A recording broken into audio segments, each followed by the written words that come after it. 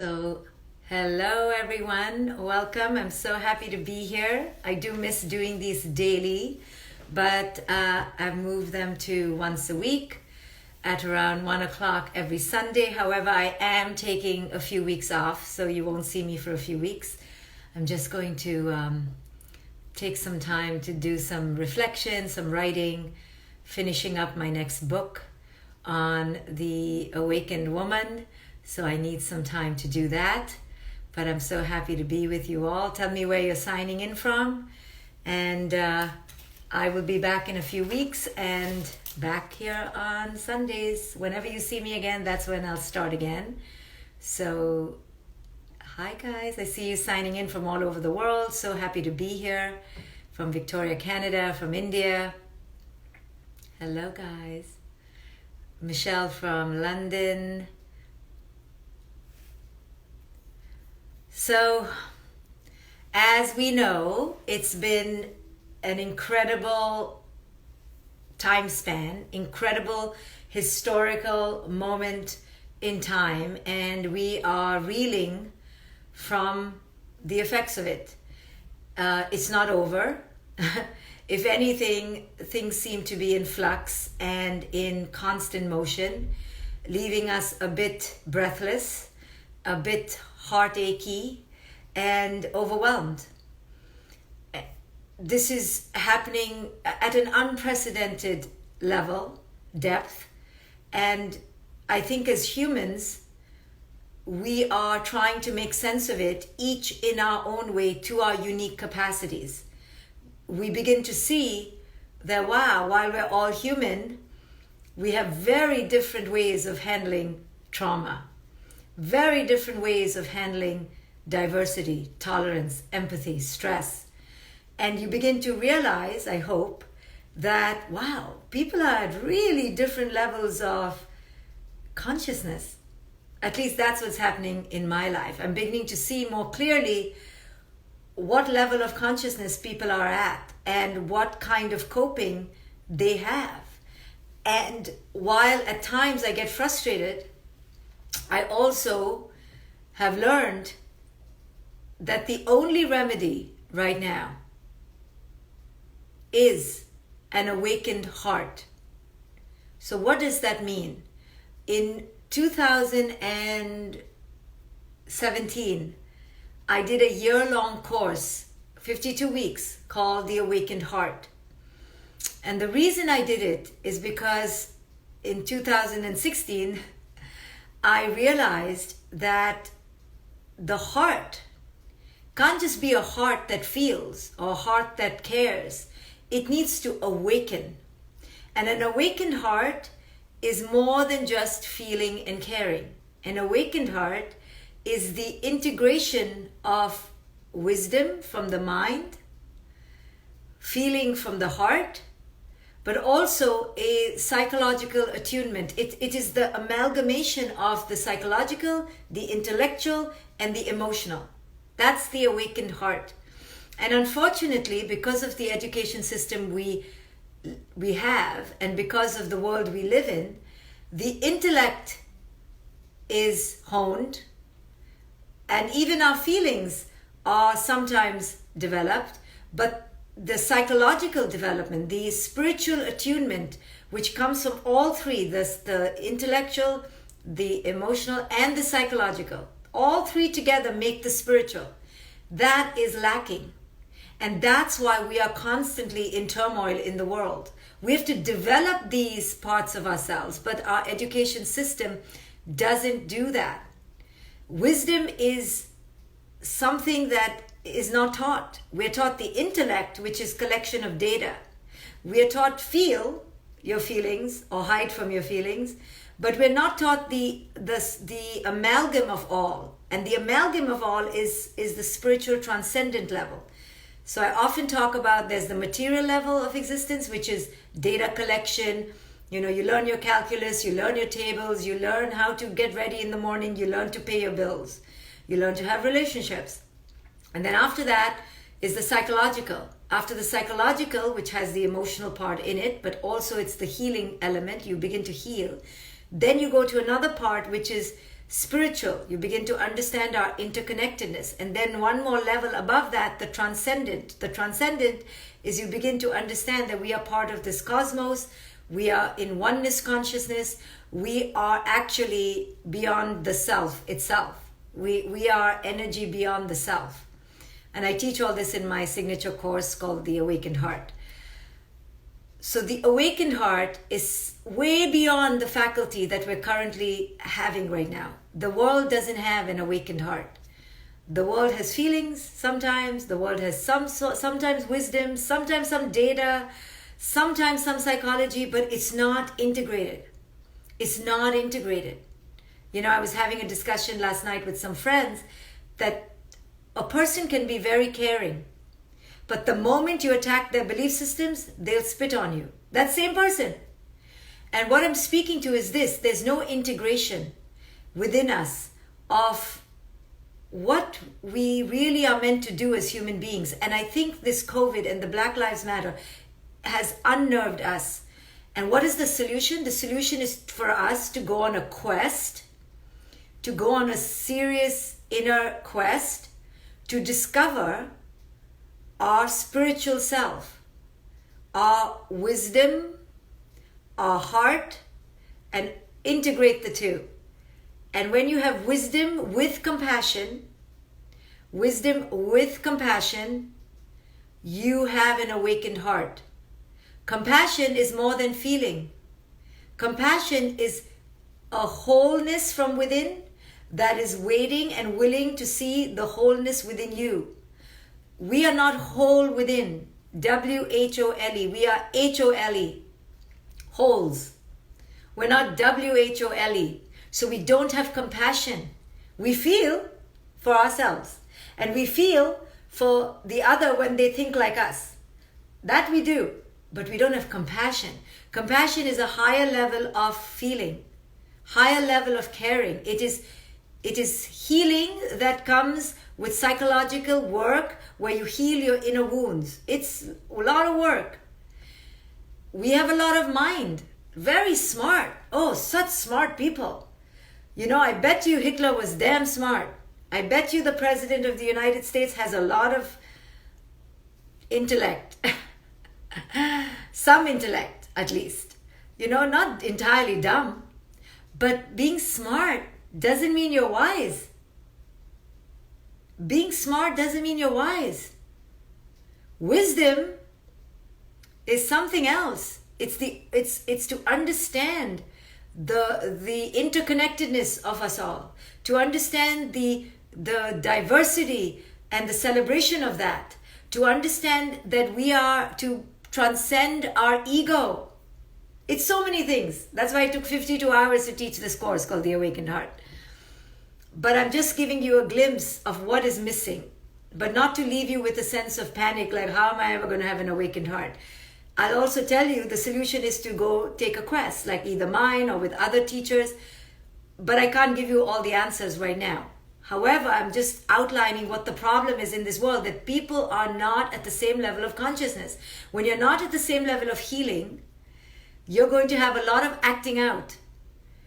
Just like children who act out when they're in pain, we are globally acting out against each other because we are in pain. We're in pain. And we inflict pain when we are disconnected from our wisdom, compassion.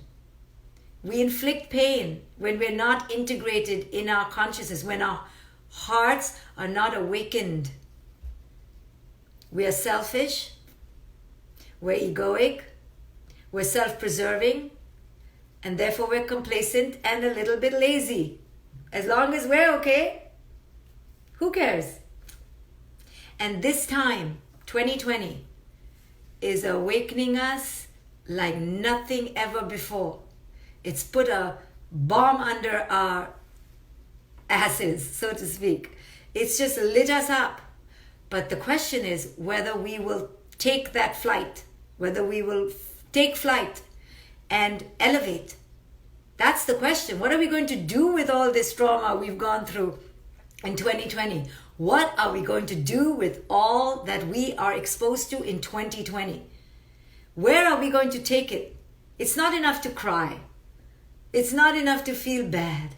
It's not enough, because that's just a heart. It's not enough to know, oh, we have a problem. It's not enough to know that racism and racial inequity is perpetuated and has been perpetuated for 400 years. It's not enough. It's not enough to know. It's not enough to feel. We have to go beyond knowing and beyond feeling. Beyond knowing is wisdom. Beyond feeling is compassion. And together we have to act on it. We have to act with an awakened heart. And this is the missing linchpin. And how do we take charge of it? How do we actually manifest an awakened heart?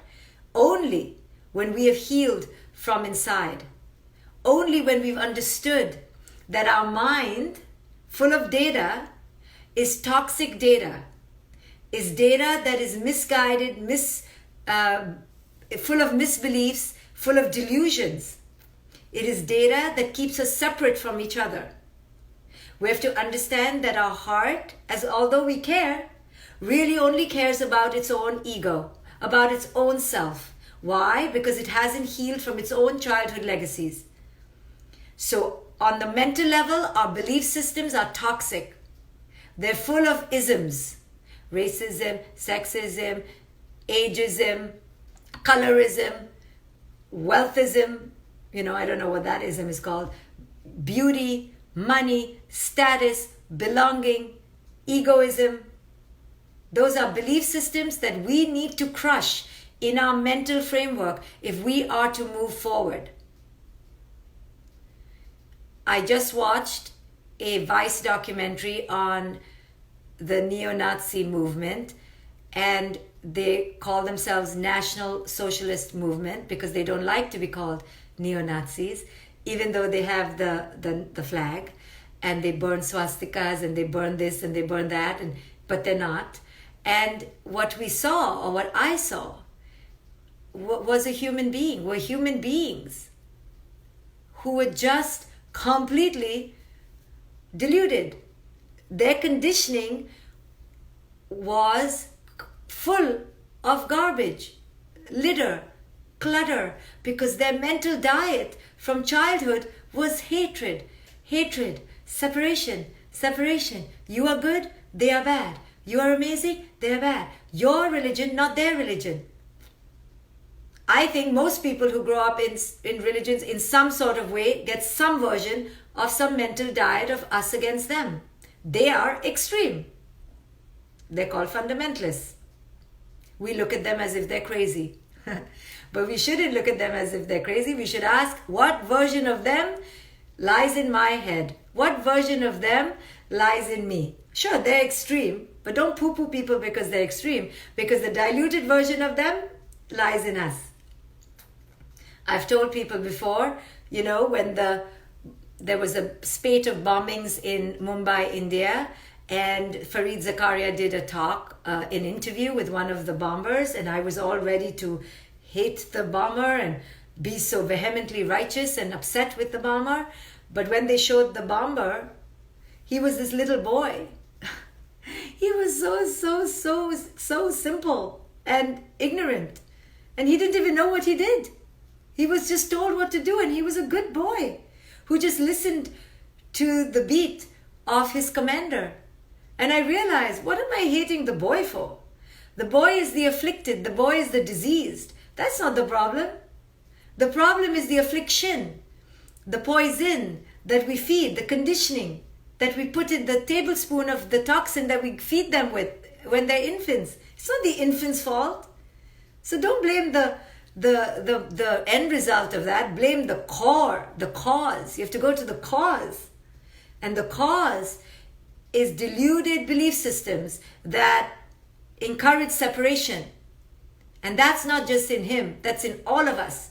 We all have been infected with delusional belief systems that create an us versus them. And this us versus them is in every religion, is in every educational institution, is in every family. Sorry, to some degree or the other. And just because we haven't acted as a bully doesn't mean the seeds of the bully isn't in every one of us. Because we've all been raised with a us versus them mental belief system. Until we learn to transcend that belief system. Unless we do the work to dissolve the belief system. And that takes work. That takes undoing all the toxic belief systems we were raised with. And then in terms of the heart, in terms of the feeling level, most of us were conditioned in early childhood to feel unworthy. To feel worthy only if we were people pleasers. Only if we were lovely, quiet, compliant, and servile. Only if we were star athletes and star achievers at school. Only if, only if, only if. So we were raised conditionally. And what that does to us on an emotional level is that it makes us create a false persona of who it is we are. We create a front. We act. And that act is called the ego. And we're roaming around as adults, ego to ego. You think you know Shefali, right? I hope you know Shefali a little bit, because I hope my ego has crushed itself a little bit, but not fully, because the ego never fully dies. But we're all thinking, oh, I know her. No, what you know is the ego. Your ego knows their ego barely. And even then, the ego barely knows the other's ego, because the ego is so cunning, it keeps shifting. It's ever shifting. So we're all roaming around with false selves. You know it. Most women know it. Women know how false we are because we live in fear. A lot of our existence lives in inauthenticity because we've been taught to please, taught to evade, taught to avoid, taught to deflect, taught to be the peacemakers. And we never truly step into our empowered selves. And men too. Men are taught to produce, to protect, to achieve, to provide. And so they too never fully are able to step into their authentic selves. There's no time. We're conditioned to hurry up and succeed. Hurry up and get happy. Come on, hurry up, no time. So we have no time. And you'll see men in their 40s and 50s on some rush. Where are they going? Because they have no time. And the things they have to achieve have not been achieved. And same with women. We thought the husband would make us happy or the wife would make us happy, depending on our sexual orientation. We thought the children would make us happy. And they did, for sure. A little bit, at least. And then they didn't give us the trophy. Publishers Weekly didn't come with the $5 million check. We weren't crowned the best mother in the world. And we're like, and now we're 45 and we're 50 and we're like, This didn't cut it. What should I do now? I tried that. I tried this. Maybe I should lose another 10 pounds. Or maybe I should inject my face with some pumping, primping something. Because maybe it's those wrinkles that are making me unhappy. And we're searching, what the hell? We're 50 and we're still not happy. And there's no time left. We were told to hurry up. So our entire life is just derailed from childhood. And part of awakening is to go back on track, to go back into alignment. But how to go on alignment when the whole world around you is nuts? Everyone is running out of time. Everyone is in some sort of hurry and panic. And everybody is me versus you, me versus you. And the minute you poke someone's belief systems, which we have done in plenty with the Black Lives Matter, at least here in America, we're seeing a lot of wounds. Right? A lot of deflection, a lot of defenses. People are really upset that we're poking them. Why are we talking about slavery? They ask. It was over 400 years ago, or Juneteenth, 1865. Why are we talking about this? Why are we living in the past, Dr. Shefali? Didn't you tell us we should live in the present? So people are really upset because we are poking the holes not only within an individual psyche, but the nation's psyche. We are poking the holes of American psyche, and America doesn't want to see. In every true healing, there has to be truth and reconciliation. There has to be both, right? We just want to do the reconciliation. A little bit, right? This is like every parent. Okay, I said I'm sorry. Okay, come on now. Can we get over it, please? Can we move on? We just want to paint it over.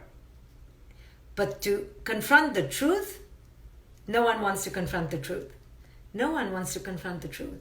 Because the truth is so bitter, so painful, that we literally feel we will die if we begin to confront it. And it is here, in the inability to have the awakened heart, to have wisdom, that truth must be confronted, and to have compassion, that I need to have empathy for what this other person has been through, no matter my ideas about it.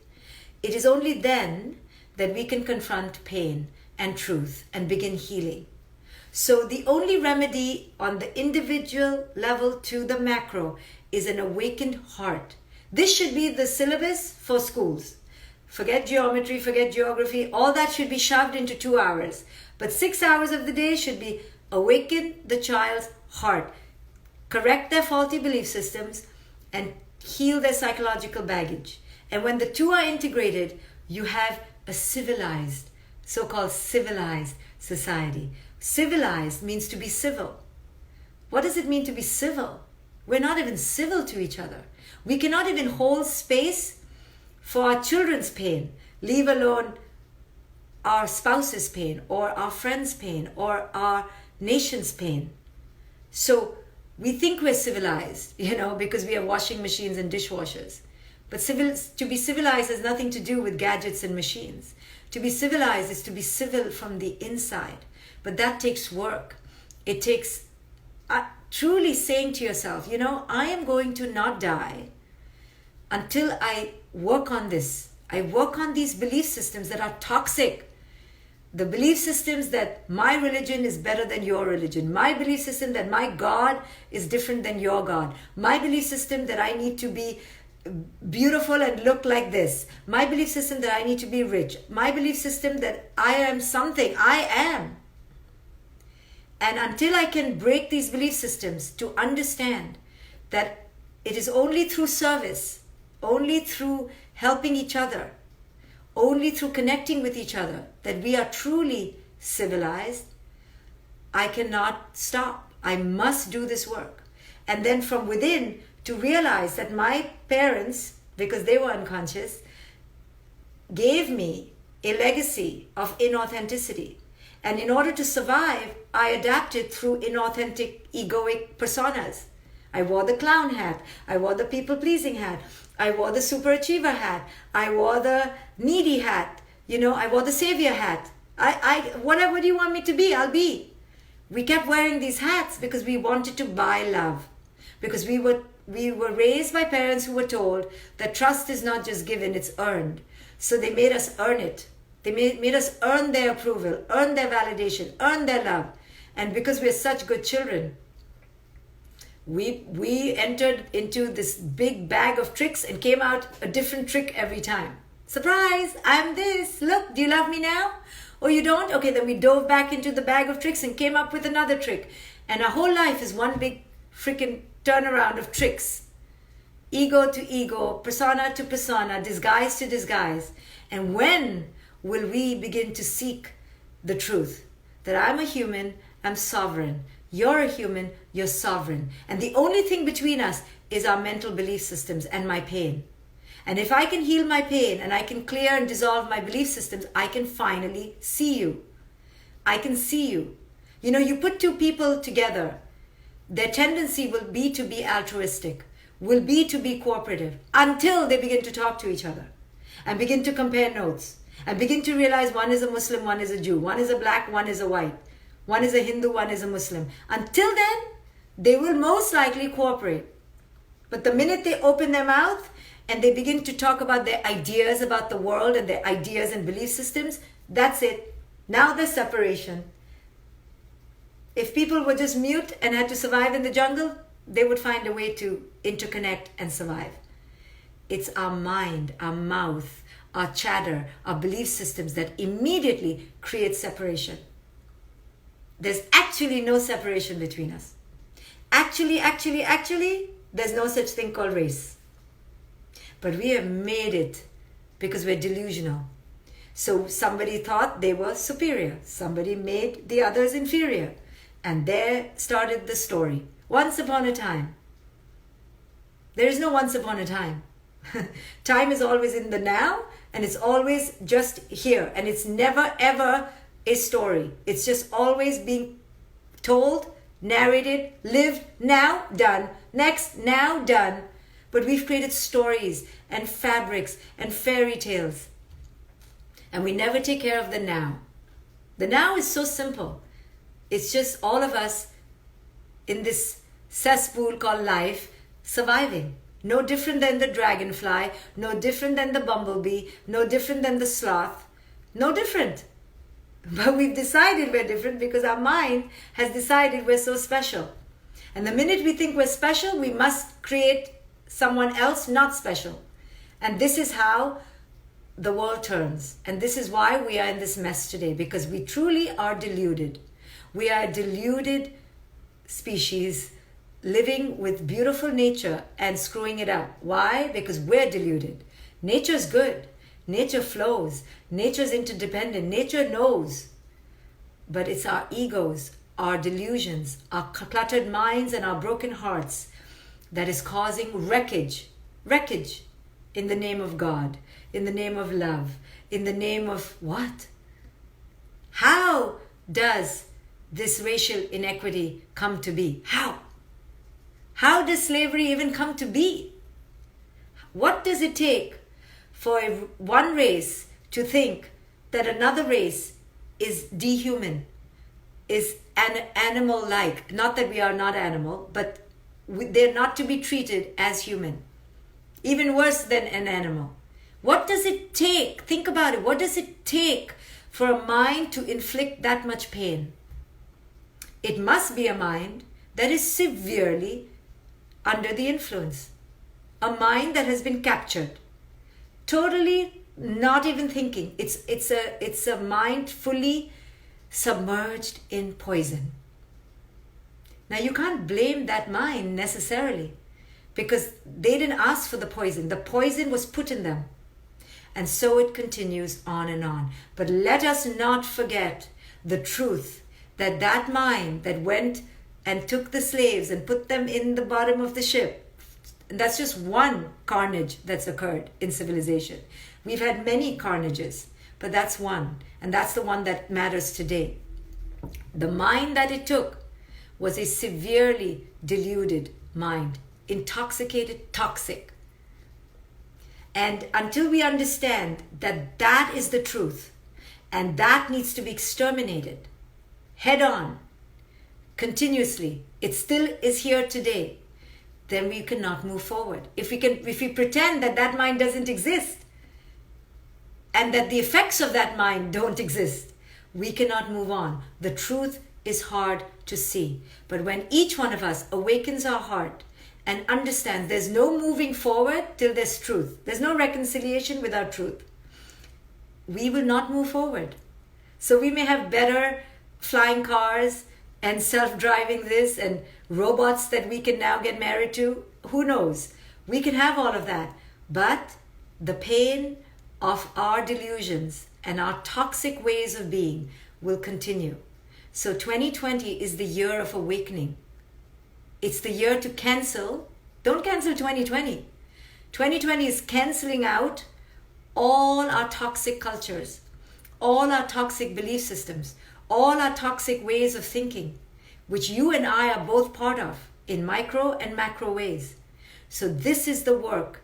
Each one of us has to raise our consciousness, because when each one begins, the infection shifts from disease to healing.